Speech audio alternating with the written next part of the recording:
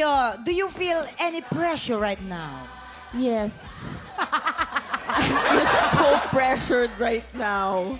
Kung ganyan naman kaganda na pressure, ano? Mas gusto ko lalong ma-pressure. Eto, kung ang Q&A sa beauty pageant walang lifeline, dito, meron sakaling hindi mo kaya yung mga sagot, ha? Maaari kang kumonsulta dito sa ating mga pasagot crew. Ayan sila. We have Nino, Lexi, at saka si Faith. Pag halimbawang nahihirapan ka na sa tingin mo, kailangan mo ng mga ano lang. Tiwala. Okay. Alright. At dito po sa Sagot Kita Pilipinas, sasagutin natin celebrity player lahat ng tanong dahil ang mapapanalo niyang premyo ay mapupunta po sa ating partner Tiktropa. Ito po. Let's all welcome Jodries! Ayan. Hi, Jo! Kumusta ka? Magandang araw. Magandang umaga sa'yo. Sige, gumagana yan. Hello po. Ayan. Magandang tanghali po sa inyong lahat. Ayan. Okay.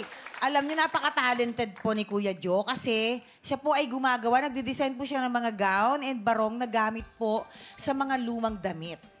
Yan. Gaano mo na katagal ginagawa yan? Ay, project po namin yun sa Batangas. Lumang tela, bagong sayo. Nanghihingi ako ng mga lumang tela at mga t-shirt, pants. Tapos gagawin ko siyang bagong gown. Ay, ang taray. Tapos, yung gagawin ko din siyang documentary film. Wow! Grabe. So, documentary film at saka photoshoot. Wow. Yun, speaking of photoshoot, sino na yung mga sikat na mga artista na mga nagawan mo na? Bali, nagkataon lang maswerte po ako dahil nung 2016, ako'y nagkampanya. So, naitahi ko si Miss Corina, yung ina ni Maroha. Wow! Wow! Ayan. Nako. Tapos nung kuwan po, dito namang election, dahil ako ang assign sa kampanya ni BP Lenny, naitahi ko, ginawa ko siya ng pink collection. Yun naman pala. Ayun. Susunod na raw yung mga host ng O, pwede Tiktropa. tayong bihisan, why not? Opo, Anytime. okay lang. Meron ka bang mensahe sa ating napakagandang dilag na si Bianca? Bianca, kailangan nating manalo. Lalo na pressure! Okay, maraming salamat. Bianca, alam kong pressured ka, ha? Bawat tanong may kaukulang cash prize. Mas marami kang masagot na tama, mas malaki ang mauuwing cash prize ni Joe. Bukod sa cash prize, sa oras sa mga 3 correct answers ka, mapapanalunan nyo rin ang isang special prize package para kay Joe. Pressure. Bianca, handa ka na bang sumagot para kay Joe? Jo, sagot kita! Good luck, Bianca! Let's play! Sagot Kita, Pilipinas! Ito na, Bianca, ang ruletang ito ang pipili ng mga tanong na sasagutin mo.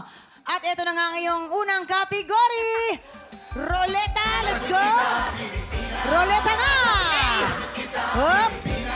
Ano kayang kategory ito? Ayan! Song and dance! At di po ay nagkakahalaga ng 4,000 pesos! 4,000. Song and dance for 4,000 pesos, Bianca. Ito ang tanong. Song and dance sa kategoring to, bago ko basahin ang tanong, may paandar muna ang ating pasagot crew. Panoorin mo. Panoorin mo sila. Yan. Let's go, pasagot crew. O ganda, oh. Ayan. Ang ganda, ang linaw ng sayaw. Ang linaw. Sobrang linis, di ba? Oo. Okay, ito ang tanong, ha? Ang tanong.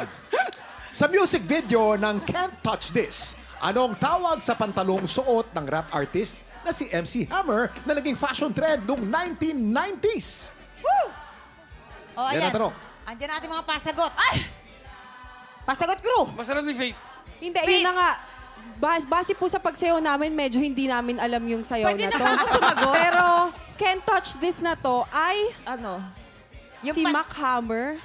MC Hammer. Ano ba Ano, sino Hammer? bang Hammer? Yun. Bakit may Hammer? Charot lang. Hindi niya panahon.